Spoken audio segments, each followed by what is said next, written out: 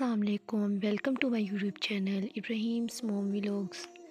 جیسا کہ آج فرائیڈے ہے، جمعہ مبارک دن ہے، تو ہم سب سے پہلے جمعے کے مبارک دن کا آغاز ایک خوبصورت درود پاک سے کریں گے۔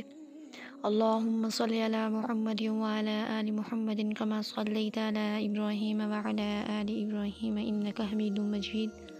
اللہم بارک علی محمد وعلی آل محمد کما بارکت علی ابراہیم وعلی آل ابراہیم انک حمید مجید۔ تو آج کا جو ہمارا اسلامک ٹاپک ہے وہ ایک بہت ہی خوبصورت اسلامی رکن جو کہ روزہ ہے۔ روزے کے اوپر ہمارا اسلامی ٹاپک ہے۔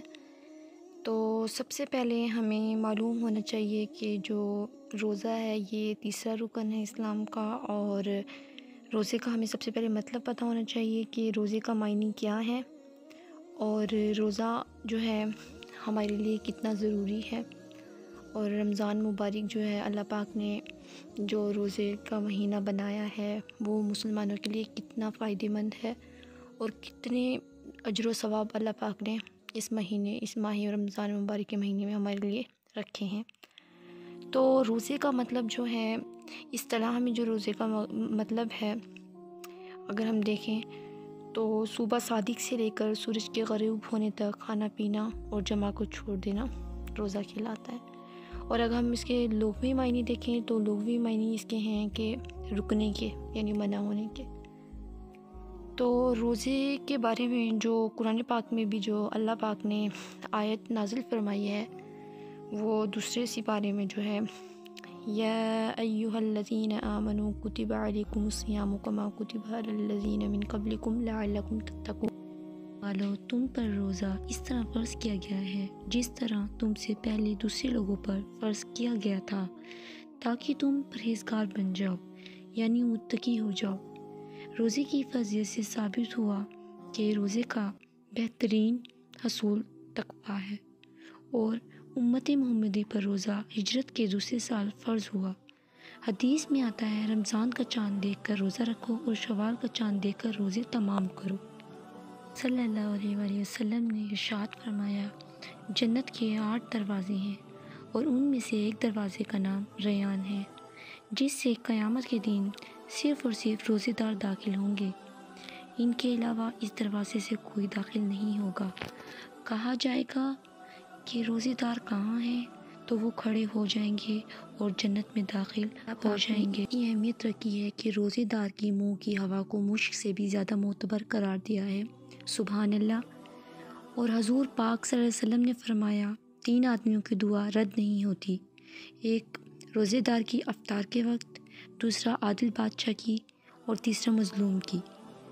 تو اللہ پاک نے روزے کی اتنی اہمیت رکھی ہے، اللہ پاک ہم سب کو رمضان المبارک کے تمام روزے رکھنے کی اور ان تمام روزوں کو بہترین طریقے سے ان کا فرض ادا کرنے کی توفیق عطا فرمائے۔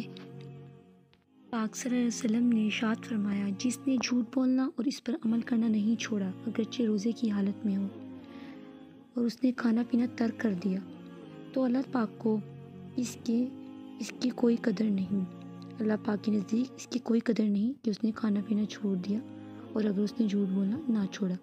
رمضان المبارک کے 1 مہینے میں ان افعال سے بچنے کی مشق کروائی جائے، تاکہ باقی 11 مہینے بھی انسان اپنے آپ کو ان تمام بدترین افعال سے دور رکھے۔ اللہ پاک نے انسان پر زندگی بھر کے لیے جن کاموں کو جھوٹ، غیبت، چغلی، الزام، بہتان، حسد، کینہ، بغض حرام کیا ہے، تو گویا روزے کا مطلب بھی ان افعال سے بچنے اور دل کو پاک صاف کرنے اور ہمیشہ کے لیے اللہ پاک کا خوف اپنے دل میں اجاگر کرنے کے ہیں۔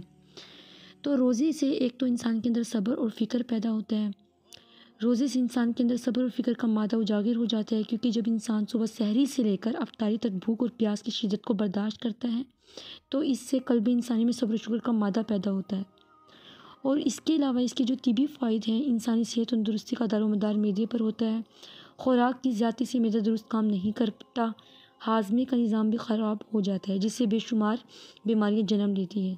چونکہ رمضان المبارک میں معدہ خالی رہتا ہے اور خوراک ہر وقت کے دباؤ اور زیادتی سے محفوظ معدہ رہتا ہے، جس سے معدہ درست کام کرنے کے قابل ہو جاتا ہے۔